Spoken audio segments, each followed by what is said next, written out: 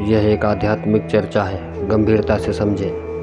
यदि आप आध्यात्म को नहीं जानते हैं तो ये आपको भ्रमात्मक लग सकता है। किसी ने मुझसे पूछा, महात्मन आपका परिचय क्या है? विचार किया, क्या परिचय दूं, जो है उसका या जो नहीं है उसका?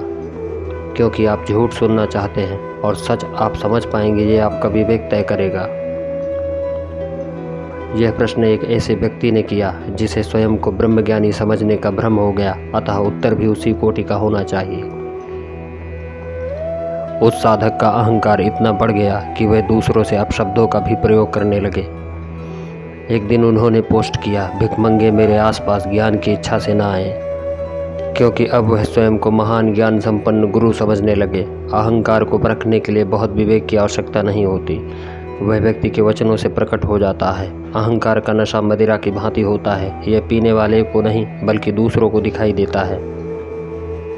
ज्ञान और अहंकार का कोई मेल नहीं है। जहाँ ज्ञान होता है वहाँ अहंकार नहीं, और जहाँ अहंकार वहाँ ज्ञान की संभावना भी नहीं है।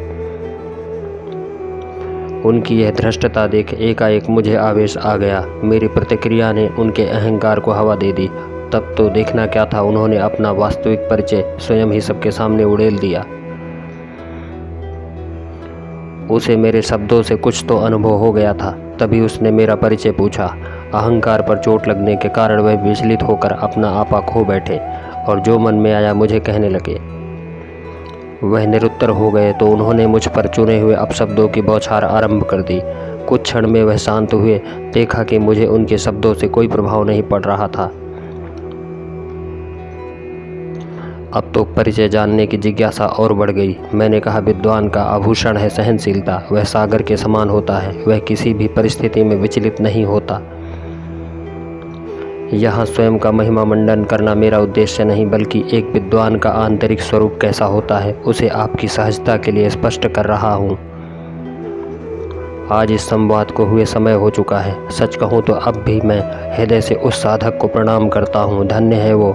आशा है इस संवाद के बाद उन्होंने स्वयं को पहचान लिया है, क्योंकि उनका मौन में इस बात का संकेत है। उस संवाद में भागवतिक आवेश में जो हुआ, बाद में मैं स्वयं स्तब्ध था, वह आप भी देखिए। शायद ईश्वर की यही इच्छा होगी। यह दो आत्माओं के मध्य एक आध्यात्मिक संवाद है। इसे स्थिर बुद्धि और विवेक के द्वारा ही समझा जा सकता है।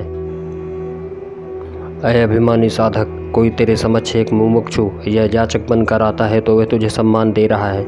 एक गुरु तभी तक गुरु कहलाता है जब तक उसके पास शिष्य हैं। यदि उसके पास एक भी शिष्य नहीं तो वह एक साधारण व्यक्ति से अधिक और कुछ भी नहीं है।